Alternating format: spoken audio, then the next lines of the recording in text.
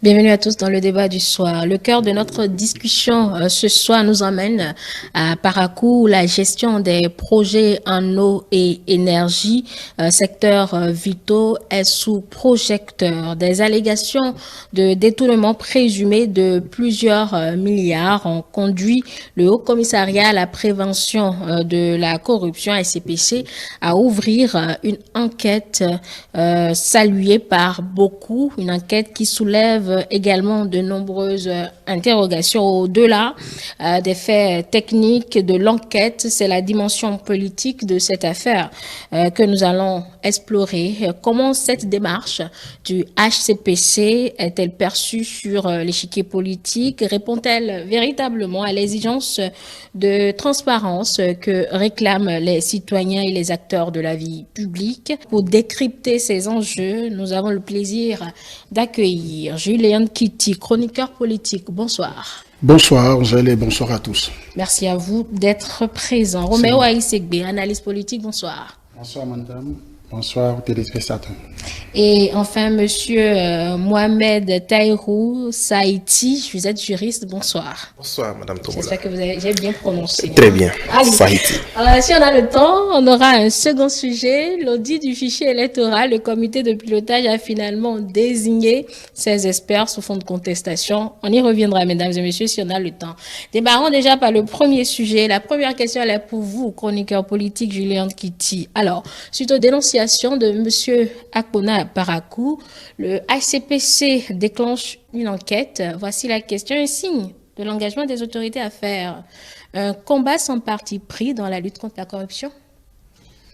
Ben oui, si tout à fait vous avez bien vu, c'est la preuve d'abord qu'on a en place un dispositif qui est pertinent. C'est-à-dire qu'on a mis en place des organes qui sont utiles. C'est parce qu'on sait que dans le fonctionnement de l'être humain, il y a toujours le risque permanent des déviances, il y a toujours cette tendance à contourner les tests, les principes, pour certains, pour faire plus direct, mettre le grappin sur ce qui appartient à la communauté.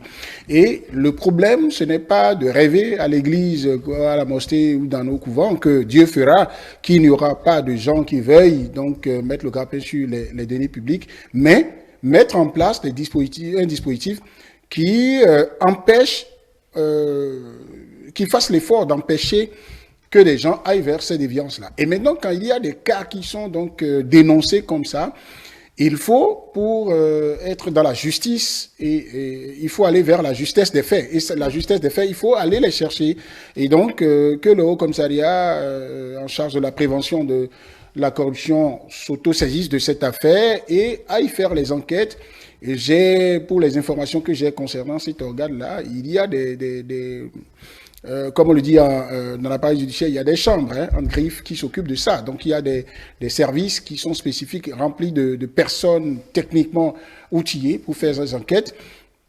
Et quand le Haut Commissariat va finir ses enquêtes, il mettra à la disposition des pouvoirs publics. C'est déjà heureux de savoir que, vous voyez, sous d'autres cieux, la présidente de la République aurait pu peut-être dire « Ah non, il ne faut pas faire la lumière sur ces choses-là ». Ça veut dire que, sous réserve du rôle que pourrait jouer l'appareil judiciaire, s'il y avait des plaintes ou si l'appareil judiciaire s'auto-saisissait aussi de l'affaire. Mais les organes de l'exécutif qui peuvent déjà mettre la lumière, c'est ça aussi le respect du principe de la redevabilité. Parce que la population ne doit pas passer trop de temps à se poser des questions pour qu'on se contente de dire, comme celui qui a dénoncé a parlé, lui il a dit, il a dénoncé, après il dit que ce qu'il dit est sans preuve. Non, ça ne suffit pas pour que l'État, qui appartient à tout le monde, l'État dont les ressources appartiennent à tout le monde, puisse prendre ses responsabilités. Donc je trouve que cette action enclenchée par le Haut Commissariat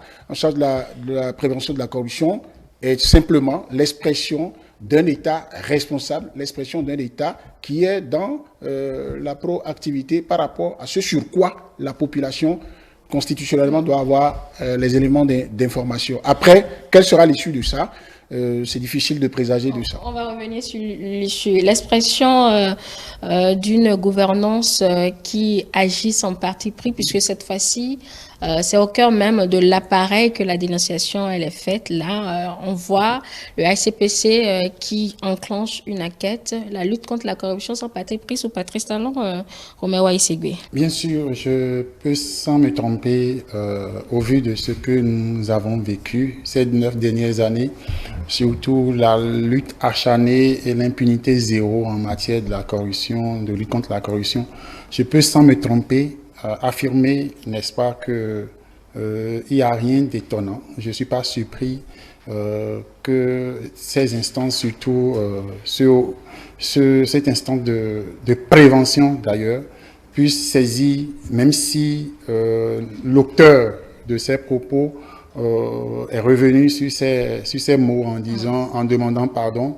on ne peut jouer en aucun cas à l'autruche ou bien au sourd et passer à côté. Mais je voudrais quand même attirer notre attention sur un fait qui est un peu dans les propos même de l'intéressé dès la dénonciation.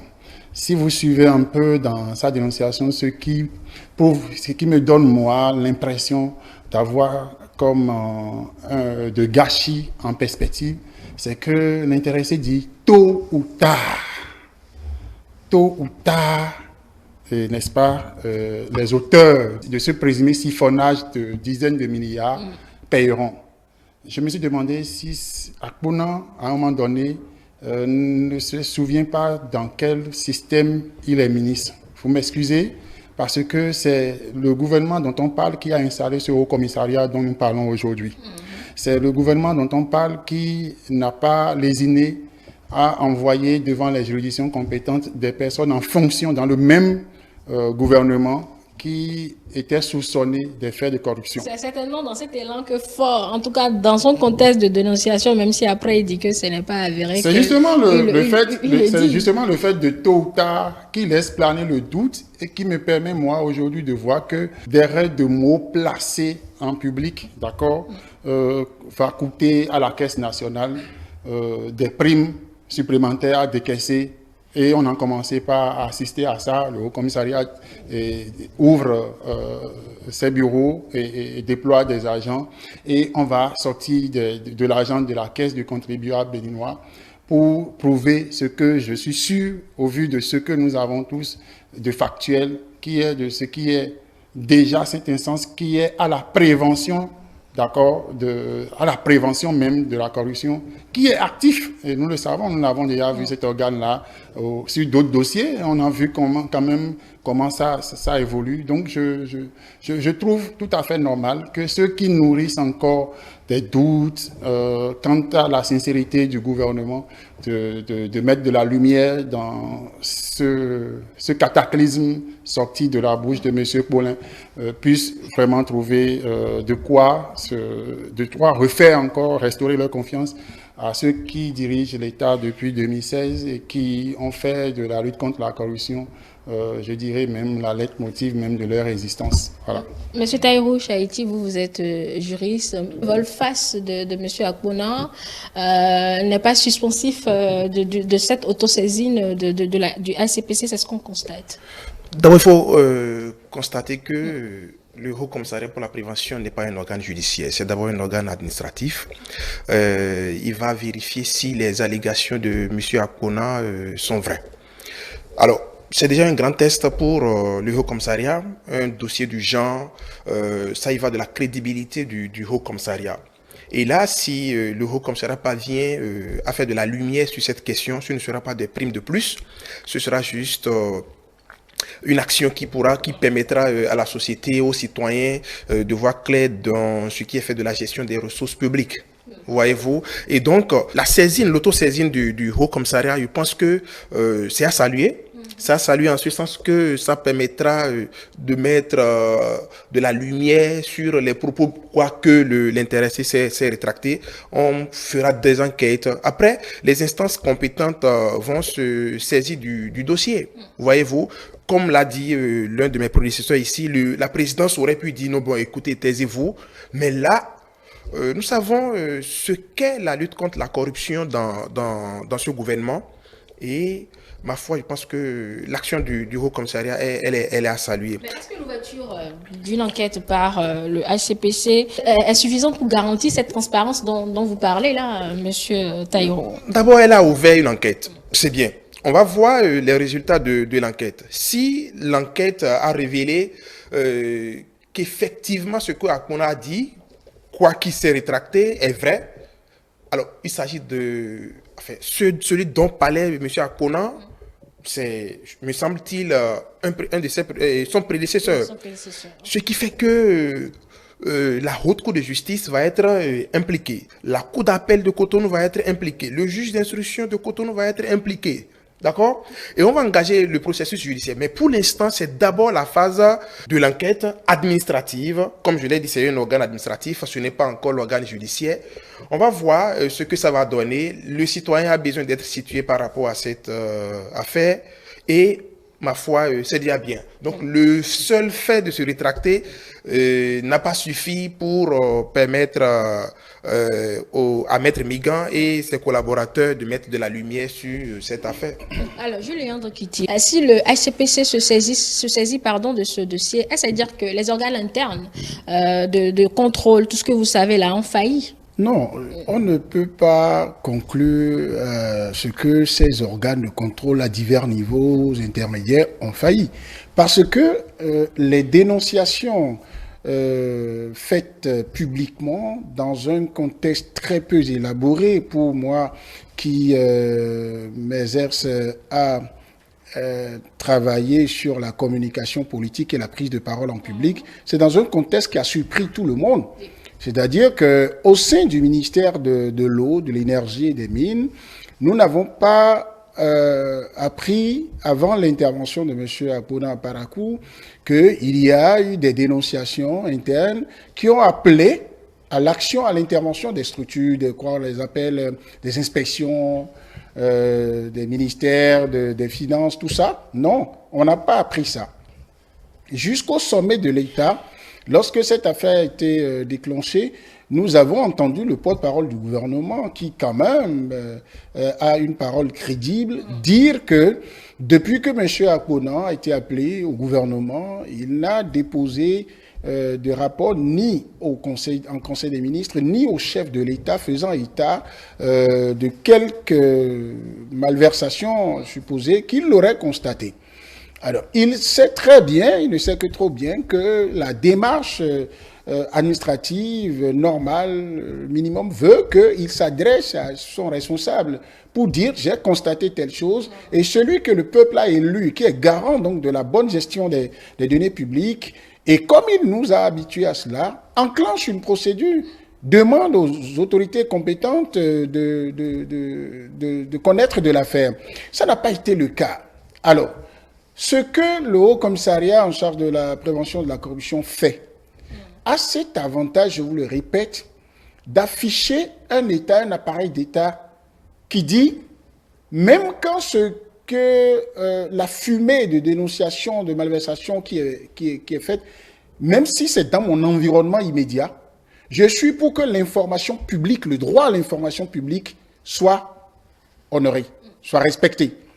Alors, lorsque le Haut Commissariat en charge de la prévention de la corruption, qui est rattaché à la présidence de la République, enclenche une enquête du genre, vous savez, même si ce n'est pas un appareil, un organe judiciaire, c'est des cadres techniques qui sont impliqués dans ces enquêtes.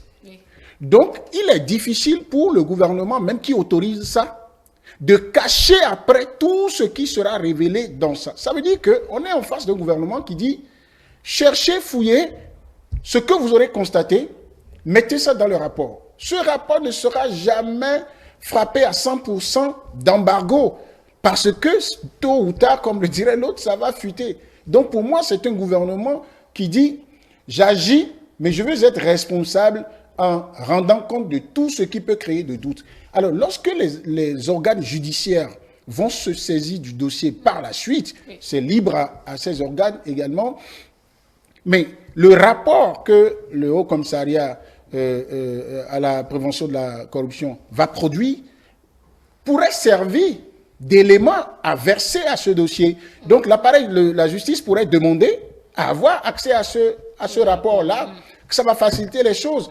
Mais l'enquête du Haut-Commissariat n'empêche que l'État demande encore aux structures de contrôle internes au ministère de faire leur boulot, parce qu'il y a des documents à ce niveau auxquels eux, ils ont plus accès. Dans chaque secteur, il y a les règles qui sont un peu transversales, mais il y a des spécificités dans chaque secteur, et ceux-là vont apporter. Tout cela va contribuer à une certaine célérité dans la production de la lumière sur le dossier. Alors, la justice, en son temps, appréciera, au regard de la loi, le comportement même de l'intéressé qui a dénoncé. Parce qu'une fois qu'il a dénoncé en espace public, tout ce qu'il aura dit après ne pourrait être apprécié que du point de vue moral, du point de vue de la au plan psychologique et sociologique. On pourrait dire quelqu'un qui dénonce des gens à peine dont les noms sont à peine voilés et qui vient dire je me suis trompé moralement. Bon, à l'église, à la mosquée, dans les on dira oui, c'est honorable, mais après ça ne tient pas à la justice. Donc après, on lui demandera de nous dire, dès qu'on va faire des tests à M. Akpona, on va constater qu'il n'avait aucun souci de structuration mentale au moment où il parlait. Il sera bien obligé de dire pourquoi il a dénoncé. Et on apprend déjà que quand même, celui qui était visé par cette dénonciation a porté plainte. Tout cela, on verra bien si ça va partir de là, l'action judiciaire, ou s'il y aura d'autres actions. On pourra tout combiner. Les dispositions légales permettent de combiner ces choses et de faire un procès, si procès il doit y avoir. Mais ce qui peut encore arriver, c'est que le résultat, le rapport de la mission d'enquête du Haut-Commissariat à la prévention de la corruption peut encore amener, si il est suffisamment clair et qu'il n'y a pas de quoi fouetter un chat, l'appareil judiciaire peut encore, au regard de ça, estimer qu'il n'y a pas de problème. Parce qu'il ne faut pas que l'opinion s'attende aussi à ce que, forcément, s'il n'y a rien, les gens, pour la satisfaire, disent que forcément, il y a des tournements. On parle de milliards. Si on n'a pas détourné de milliards, je ne sais pas pourquoi on doit forcément dire qu'il y a détournement de milliards. On pourrait peut-être sanctionner celui qui n'a pas vu détournement du milliard et qui en a parlé pour régler des comptes politiques. On pourrait le sanctionner pour diffamation ou en tout cas. Absolument. De toute façon, il y a plusieurs machines qui sont mises en branle. On parle également d'une enquête parlementaire que voudrait initier. C'est la preuve que nous sommes dans un système où si on peut toujours exploiter les outils, les possibilités que la loi offre, on va fabriquer une société de plus en plus vertueuse ou qui tendent vers cet idéal-là. Oui, voilà. Roméo Aïssegbe, je vous pose la même question, celle qui demande à savoir si cette démarche du ICPC est suffisante pour garantir la transparence dans cette affaire. De par sa dénomination, je pense que du moment où c'est un organe républicain, le peuple s'attend effectivement à quelque chose de sa part. Et je crois personnellement que le simple fait que tous les citoyens béninois apprennent que, en dehors même du fait que le ministre aurait présenté ses excuses pour dire qu'il aurait ouvert sa bouche un peu de trop, n'est-ce pas, comprennent quand même ses propos et qu'on aille vérifier. Jusque-là, je pense, c'est pour rassurer ceux qui sont sceptiques. Et comme l'a dit M. Kiki tout à l'heure, je crois aussi que ça relève aussi à un niveau donné à cette institution-là, sa crédibilité et sa visibilité. Vous voyez, qu'on le veuille ou pas, beaucoup de Béninois ne savaient pas qu'il y avait cet organe-là qui existait certainement. Et aujourd'hui, ça fait un temps quand même, hein. Bien sûr, je sais de quoi je parle. Monsieur Mingan, entre-temps, était un politique bien connu et qui a enlevé ses cassettes politiques lorsqu'il a été nommé dans ses fonctions. Mais je peux vous dire qu'une affaire qui a embrasé le pays du nord au sud, dans lequel on entend véritablement, à part ce que vous savez qui est l'affaire de corruption présumée d'agents, nous avons une actualité qui intéresse presque tout le monde parce qu'on parle quand même de ce qui est de la base, hein, de l'eau et de l'électricité. Vous voyez, donc aujourd'hui, ceux qui sont sceptiques veulent vraiment savoir est-ce que le monsieur là qui a dit qu'il a menti, est-ce qu'il a vraiment menti? Sur ce point, je pense que juridiquement, ceux qui espèrent que ça aille au niveau de la justice vont s'intéresser à tout ce qui appelle à la transparence sur ce dossier. Néanmoins, il faudrait quand même se réserver à un fait.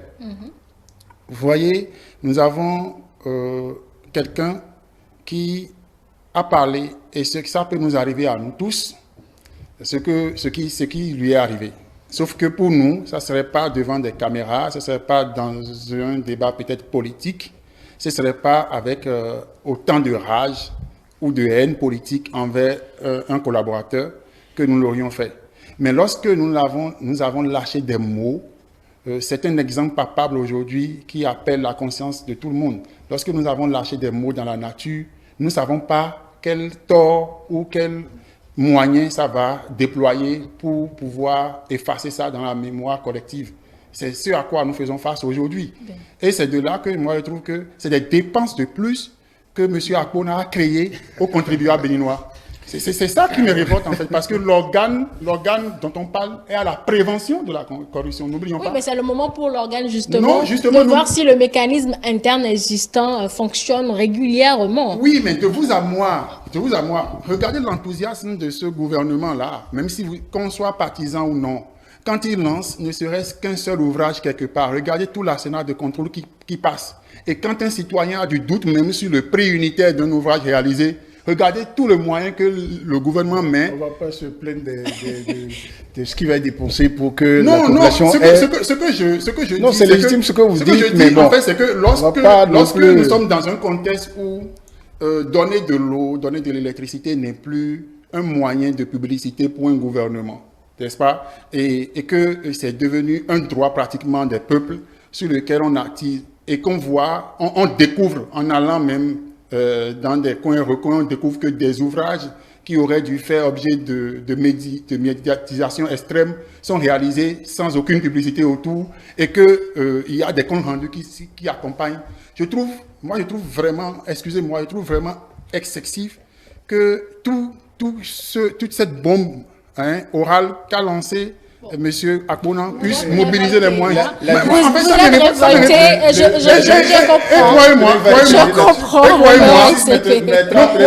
croyez-moi, nous ne sommes même pas à la moitié des dépenses qui vont être déployées autour de ce débat. D'accord, on peut vous comprendre. Mais néanmoins, pour finir, je voudrais quand même tirer mon chapeau pour Monsieur Migan et tout son organisme qui n'a pas attendu, n'est-ce pas, que le peuple commence par citer son nom. Parce qu'entre-temps, vous savez, ce peuple, aujourd'hui, c'est vrai que nous avons plus le sentiment d'appeler la justice rapidement aux rescousses.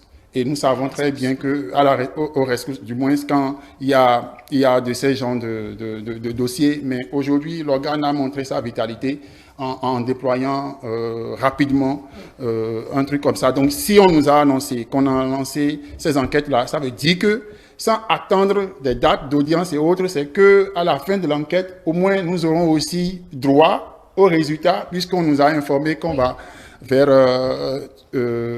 cette enquête-là. Mais n'oublions pas que si vous m'avertissez en tant que propriétaire de ma maison, en tant que citoyen, je vais dire, qu'on m'a volé et que je me fouille et je trouve qu'on ne m'a pas volé, et que vous me demandez que je dois débourser des sous pour qu'on vienne vérifier si on ne m'a pas volé.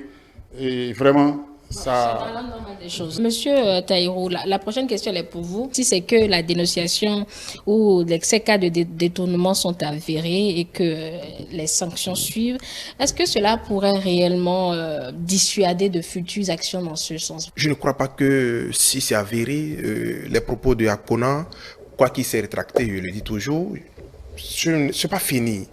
Sauf que la vigueur, la vitalité avec laquelle la corruption pourrait exister encore a considérablement diminué en raison même de l'arsenal autour de la répression de cet acte-là. Ce sera quand même bien de sanctionner, mais rassurez-vous, je vous l'ai dit, ça ne va pas terminer. Ça ne va pas terminer, mais on n'aura plus la corruption avec l'ampleur avec laquelle on l'a toujours connue un peu partout. Ce ne sera plus ainsi parce que la volonté affichée de réprimer cet acte avec tout l'arsenal autour de la répression a quand même permis de voir qu'à des zones données, il y a eu quand même quelqu'un pour faire un détournement réfléchi. Je vous l'ai dit, je le dis clairement comme ça. Tout à l'heure, vous savez que quand vous êtes interpellé pour corruption, vous allez devant des juridictions compétentes en cette matière. Et la doctrine constante de ces juridictions, ma foi, elle reste implacable quant à la répression. La sanction, elle est lourde quand il s'agit de la répression. Ça fait que plusieurs personnes, avant d'aller vers ces actes de corruption, réfléchissent pas mille fois. Voyez-vous, vous allez constater qu'on a de plus en plus moins de procès pour ces questions. C'est en raison même de ce que les organes de contrôle à l'interne, les organes de contrôle, notamment les juridictions, qui font de la répression leur leitmotiv, ont quand même permis, et la volonté affichée du gouvernement de sanctionner a quand même permis de réduire ce phénomène, de réduire considérablement ce phénomène. Mais je voudrais revenir derrière pour nuancer deux choses rapidement. Vous savez, les propos du ministre Akona vont relever peut-être de mon point de vue, deux types de responsabilités. Une responsabilité d'abord politique et ensuite une responsabilité pénale, si vous voulez. Politique, je considère que c'est une sanction déjà que de le démettre de ses fonctions. Et là, il est politiquement responsable devant le président de la République qui a pris ses responsabilités. Et allez-y de côté, allez-y donner à la justice ce que vous avez comme preuve.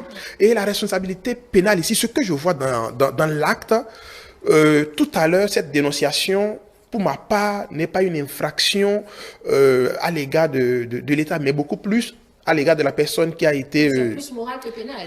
C'est pénal en termes de diffamation. Vous voyez, si c'est pas avéré, la personne intéressée, on a dit qu'il aurait porté plainte, hein, il va porter plainte pour diffamation. Mais je m'interroge sur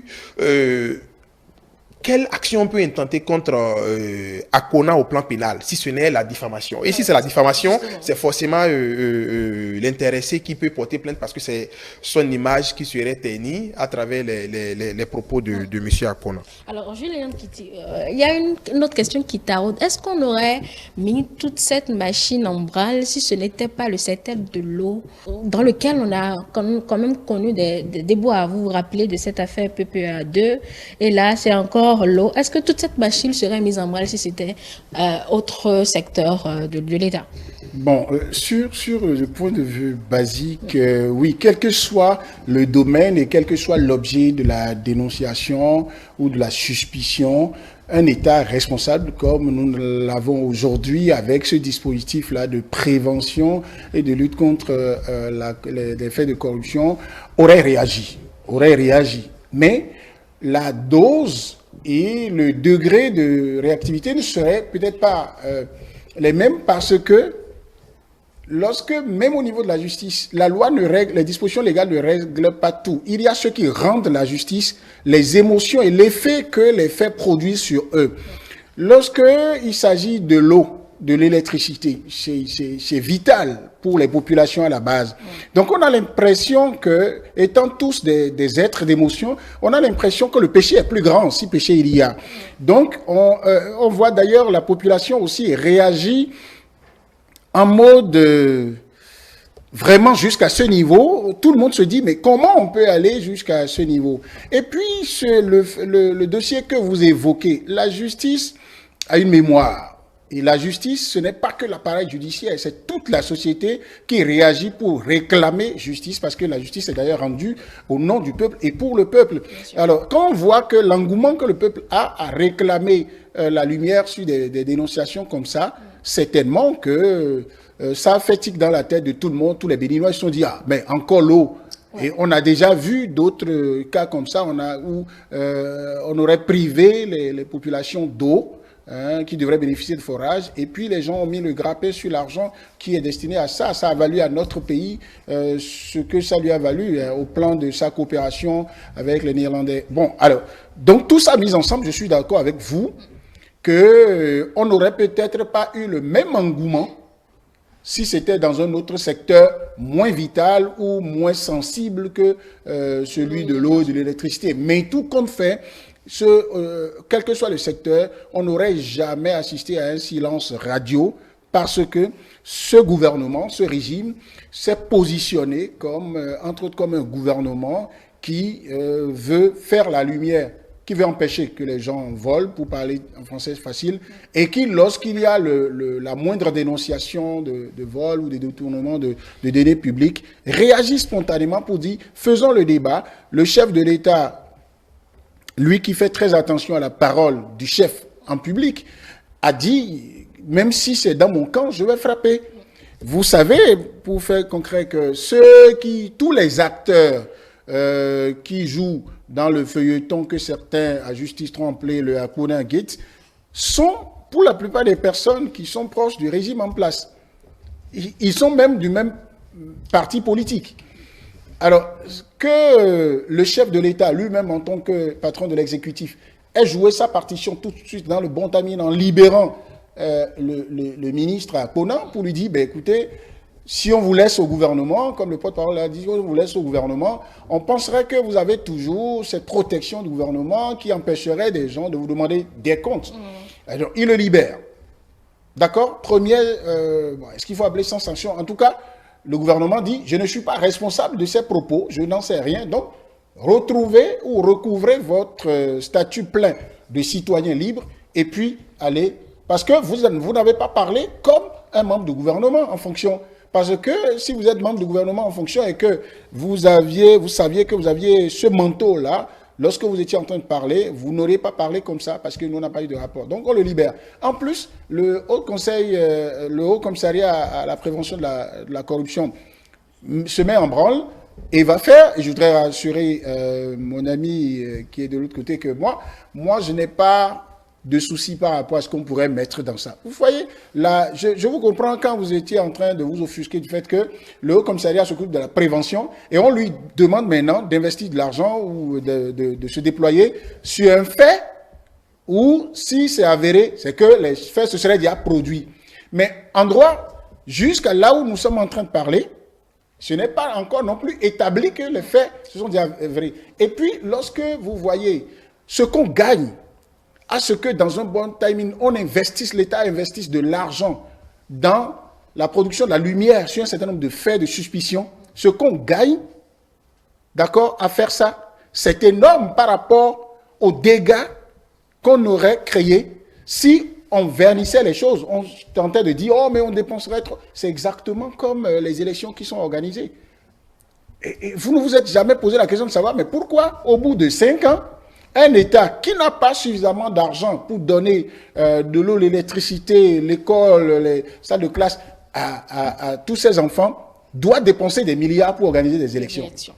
Pourquoi on ne se serait pas réunis pour dire, mais qui est le meilleur parmi nous, mettre des gens qui se mettent sur une table dans les quartiers, on dit, bon, c'est lui le meilleur?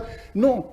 Parce qu'il faut investir ces milliards pour que le peuple, nous sommes 14 millions de Béninois, que 14 millions de Béninois, en tout cas la majorité de ces Béninois se disent, celui qui a été élu suivant une procédure qui nous a interrogés, une procédure qui nous a écoutés et qui a régulièrement tenu compte de notre sanction positive ou négative. Donc, globalement, moi, je pense qu'il ne faut pas s'en offusquer. Il faut simplement se dire que on va avoir désormais des gens, et ça règle même le problème de la prévention. Le fait de s'acharner sur ce dossier amène, comme mon ami juriste le disait tout à l'heure, des gens réfléchissent pas 1000 fois. Déjà qu'il y en a qui ont été sanctionnés, le fait de savoir que dès qu'il y aura la petite suspicion ou le petit soupçon sur ma personne par rapport à la gestion des données publiques, tout ce bataclan de dispositifs-là va se mettre en branle pour moi seul. Là où M. Akpona est aujourd'hui, même si il avait inventé les faits, même s'il n'y avait absolument rien, ben, il n'aurait pas le sommeil tranquille pendant un bon moment. Bon, s'il y a quelqu'un comme Akpona qui veut parler comme ça, il va faire attention. Allez, Julien, qui vous sortir de ce sujet-là. Alors, je posais la question au juriste tout à l'heure, si des détournements sont avérés et que justement le rapport du ICPC montre ces cas-là et que cette situation est transmise donc à la justice. Pensez-vous que cela pourrait créer un précédent et dissuader de futures malversations? Justement, ça va contribuer à le faire. Ça va contribuer à le faire. Vous savez, comme il le disait tout à l'heure, et comme le disent les grands dépositaires de la chose judiciaire, c'est dit que l'appareil judiciaire, par exemple, la justice est le seul moyen que la société offre pour éviter de régler ses problèmes dans la barbarie. L'être humain est changeant et l'être humain est d'essence politique, c'est-à-dire qu'il agit selon ses intérêts. Et ces intérêts qui peuvent créer des problèmes à la communauté, à l'intérêt général. Et dès que ça se passe comme ça, s'il n'y a pas un appareil, s'il n'y a pas des organes pour pouvoir trancher et qu'on leur fasse confiance, chacun va régler ça à sa manière. Vous voyez, ceux qui n'ont pas eu de l'eau et de l'électricité à Parakou, s'il y en a qui sont d'esprit faible et qui disent ce que nous faisons le choix délibéré de considérer que ce que Akpona a dit, c'est vrai, alors ils peuvent prendre une machette et dire, je cherche qui a fait ça. Mais la justice existe pour qu'on ne fasse pas ça. Alors quand on va confier ça à la justice, quelle que soit l'issue de l'action judiciaire, que cela aboutisse à l'établissement des faits, d'accord, et que des gens soient identifiés comme convaincus de ces faits répréhensibles au regard de la loi, et qu'ils soient sanctionnés, ou qu'on ait conclu à un non-lieu, tout compte fait, ça va faire quelque chose dans le subconscient de ceux qui sont réfractaires à la moralisation de la vie publique.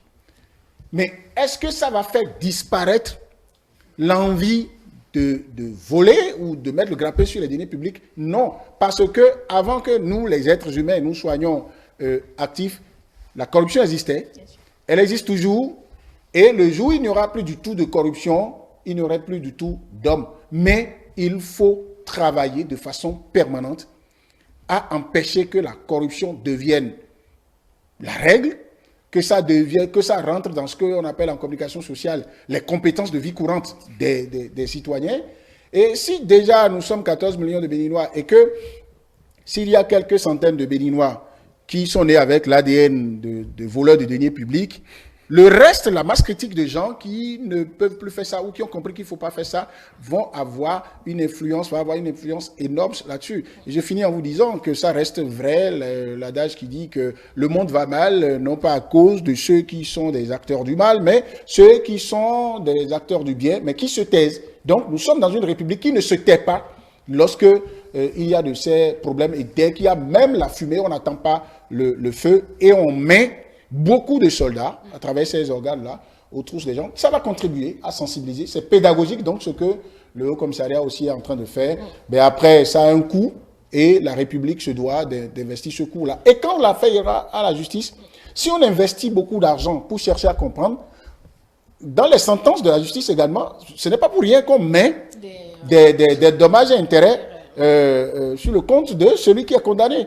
On tient compte de tout ça, on tient compte de tout ce que l'infraction a créé comme dommage à l'État et je disais à mon ami, ce n'est pas qu'au ministre Adambi qui était visé. L'État ici peut même décider de se retrouver du côté de la partie civile en disant les déclarations qui sont faites jettent du discrédit sur la bonne gouvernance qui est instaurée. Maintenant, dans l'appareil d'État qui va se plaindre, je ne sais pas. Roméo Aïsségué, je vous pose la même question.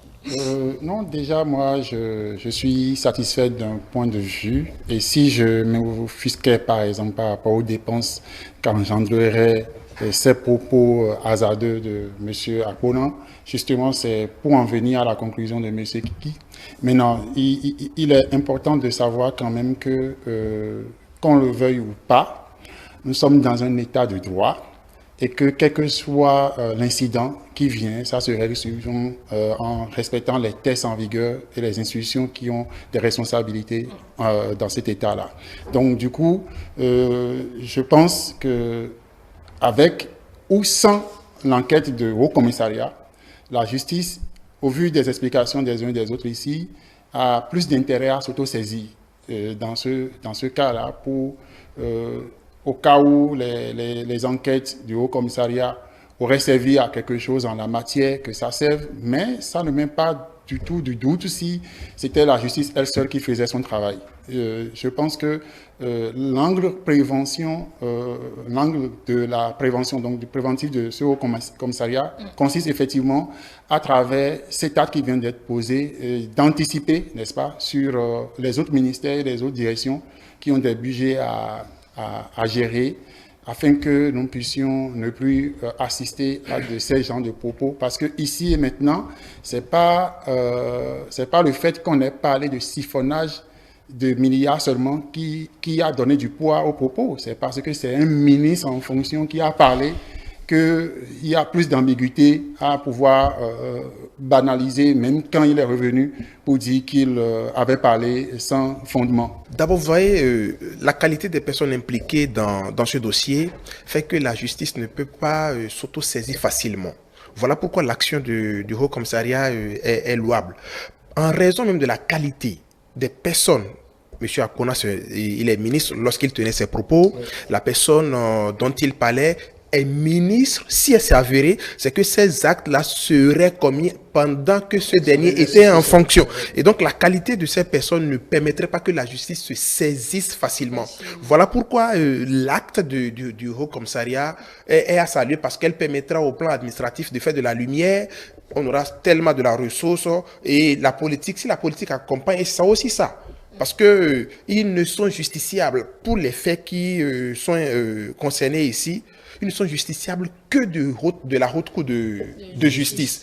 Or, la saisine de la haute cour de justice, ce n'est pas que la haute cour de justice ne se lève pas comme ça pour dire, bon voilà, et vous venez comme si c'était des juridictions de droit commun. Vous voyez un peu. Et voilà pourquoi il faut saluer l'action du Haut Commissariat, car elle permettra au moins d'informer la population et laissera les politiques engagées, s'il y a lieu, la procédure judiciaire. Dans le même temps, on apprend l'enquête parlementaire également, tout cela en même temps. Justement, voilà. C'est toujours administratif, là? Oui, c'est toujours administratif à ce niveau, sauf que le Parlement ici est dans ses prérogatives de contrôle de l'action du gouvernement. Le Parlement va engager également ses propres enquêtes. Et si les faits sont là, le Parlement peut, puisque c'est le Parlement du moins qui peut facilement autoriser la saisine de la haute cour de justice. Vous voyez, donc au-delà de ce que nous sommes en présence des faits juridiques, il y a également la politique qui va accompagner ce dossier. Ma foi, on va voir ce que les rapports de ces enquêtes-là vont donner. Julien Kiti, là, on ne peut qu'attendre les 4 semaines à venir pour le rapport du HCPC et on finit sur le débat ainsi. Oui, on attend le rapport. Tout compte fait, le Haut Commissariat à la prévention de la corruption n'a pas fait cette annonce solennelle pour s'arrêter après, pour ne rien faire après. Donc, le public va attendre. Je trouve que c'est positif. Moi, j'ai souvent répété, et là, je commence pas à être satisfait, j'avais dit que le discours politique, le discours public était en train d'être assassiné, qu'il faut le sauver. Je constate que le gouvernement béninois travaille depuis et donne beaucoup de résultats maintenant en termes d'amélioration de la qualité du discours politique. C'est-à-dire qu'un organe officiel vient dire, moi, je vais faire enquête là-dessus. Le Parlement se met en branle. D'accord? Il a dit tout à l'heure, si le dossier devrait aller jusque devant la haute cour de justice, c'est le Parlement qui va déclencher la machine de la saisine et il faut un certain pourcentage avant que les mises en cause ne soient donc jugées devant la haute cour de justice, qui peut-être a l'occasion aussi d'être éprouvé une fois et que peut-être ça va déclencher une autre évolution à ce niveau également, pour qu'on aille à la révision des tests qui régissent la procédure de saisine à ce niveau. Donc, d'ici quelques semaines, eh bien, on attend le rapport et l'information publique, qui est un droit constitutionnel au moins, sera satisfait. Un gouvernement qui peut déjà régler ça, pour moi, fait beaucoup en termes de bonne gouvernance, de devoir, de redevabilité vis-à-vis des populations. Dans d'autres circonstances et même dans d'autres pays, on a vu que ces gens d'affaires, vous avez vu comment, par quel effort de la justice, l'affaire PPA 2 a pu être jugée. Je pense qu'il y a dû avoir la pression des partenaires qui ont mis leur sous avant que la justice béninoise, sous le régime de faim, ne puisse enclencher, se retrouver, je vais dire, dans la triste obligation de devoir enclencher la procédure, laisser la procédure judiciaire s'enclencher. Ici, c'est l'appareil d'État même qui dit, mais mettez la lumière. Après, on va voir, nous tous béninois, président de la République jusqu'au dernier des citoyens, ils ont besoin d'avoir de l'information. Après, les structures, les institutions vont faire le boulot et on verra bien là où ça va arriver. Et comme il a dit, les politiques aussi s'en mêlent. Le débat sera fait. L'Assemblée nationale, le débat va se faire là-bas. Une fois encore, c'est pédagogiquement très bien pour éduquer ceux qui tentent d'aller dans ce sens-là si les faits évoqués par Akpona étaient avérés. Et l'autre leçon qu'on tire de cette affaire, qui n'est pas liée aux faits dénoncés, qui n'est pas liée forcément à la justice, mais à la communication politique.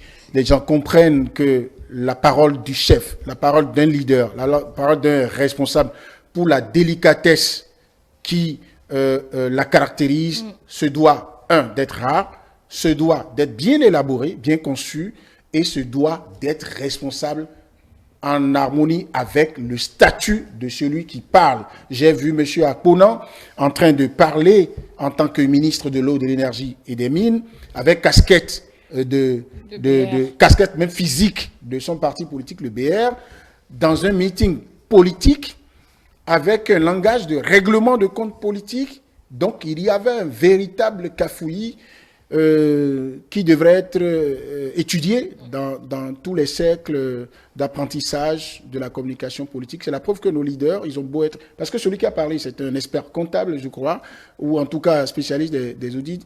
Il sait contrôler. Mais ça veut dire que jusqu'à ce niveau-là, il lui manque la gestion de l'information sur ce que vous auriez observé, encore que ce n'est pas encore prouvé. Qu'il soit obligé d'être en train de demander pardon presque dans la rue, je dis, c'est moralement salutaire, mais après, il faut que ça n'arrive plus. Allez, on attend donc ce rapport de cette commission spéciale mise en place par le HCPC qui veut voir clair dans ces dénonciations. Merci à vous pour votre disponibilité à débattre de ce sujet. Julien Kitty, je rappelle que vous êtes chroniqueur politique, vous, Romero Aïsegbe, analyste politique, et vous, monsieur Mohamed Taïrou Saïti, vous êtes juriste. Mesdames et messieurs, merci à vous de nous avoir suivis. C'est fini, on n'a pas le temps de parler du second sujet. On l'abordera demain avec d'autres invités, certainement. D'ici demain, portez-vous bien et n'oubliez pas que toutes nos productions restent disponibles sur nos plateformes numériques, notre site internet, le www.etelebena.com, notre chaîne YouTube Etelebena et notre application Etelebena que vous pouvez télécharger sur App Store ou Play Store. Etele avec vous, pour vous. Très belle soirée et à demain pour d'autres échanges.